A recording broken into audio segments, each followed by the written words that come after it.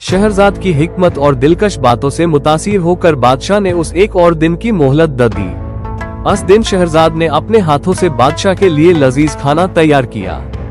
दोनों ने सुकून और खुशी के लम्हे साथ गुजारे। बादशाह ने शहरजाद को पूरा महल दिखाया और दोनों का वक्त इंतहा खूबसूरती से गुजर गया।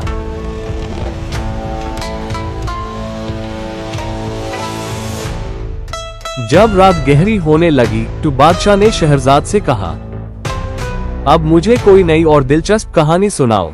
शहरजाद, ए बादशाह सलामत, आज मैं आपको बगदाद के एक मजदूर की अजीब व गरीब कहानी सुनाती हूँ।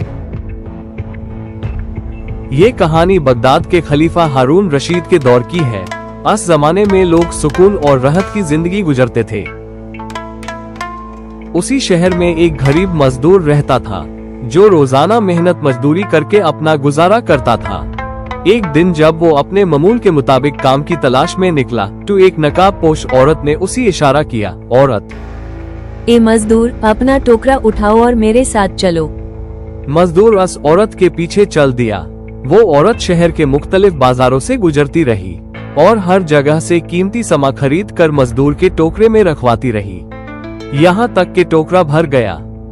फिर वो औरत उसे साथ लेकर एक निहायत शानदार और अलीशान महल में दाखिल हुई, जिसका अंदर का मंजर और भी ज्यादा खूबसूरत था। महल के दलन में एक मसमात पर एक शानदार औरत बैठी थी जो अपने अंदाज से किसी मलिका से कम ना लगती थी। जुबैदा, साफी अंदर से आते हुए, जी बहन, मैं खाने का इंतजाम कर रही हूँ। देखो, इतना समा आ गया है, कहीं कोई चीज रह तो नहीं गई। साफी ने तमाम समा अंदर रखवा दिया। इसके बाद जुबैदा ने मजदूर को 2 दिनार दिए। मजदूर इतनी ज्यादा उजरत पाकर बेहद खुश हुआ, लेकिन उसके दिल में हैरानी भी थी। मजदूर, ए मोहतरमा, अगर इजाजत हो तो एक अर्ज करो। जुबैदा, कहो, क्या बात है?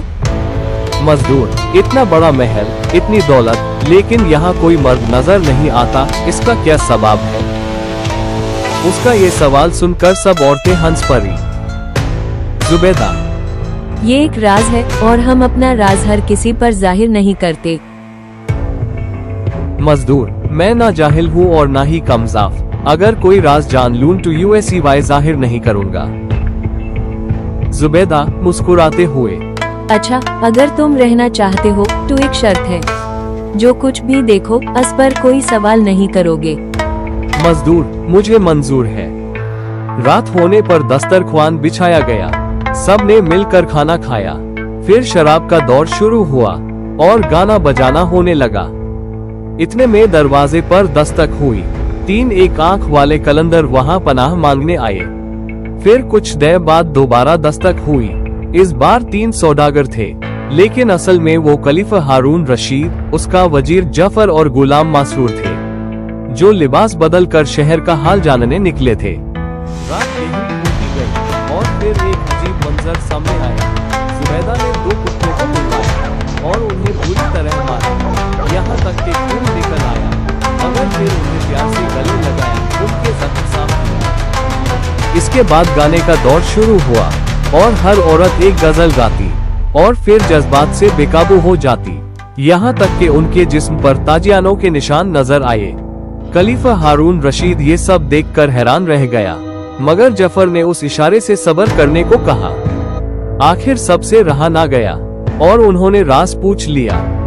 जुबैदा गजब से, तुम सब ने वादा तोड़ा है, अब सजा भुगतो। अब महल का माहौल खौफ से भर चुका था। अब क्या होगा? इन सब के पीछे क्या राज छुपा है? क्या ये लोग बच पाएंगे या इनका अंजाम भी इसी महल की दीवारों में दफन हो जाएगा?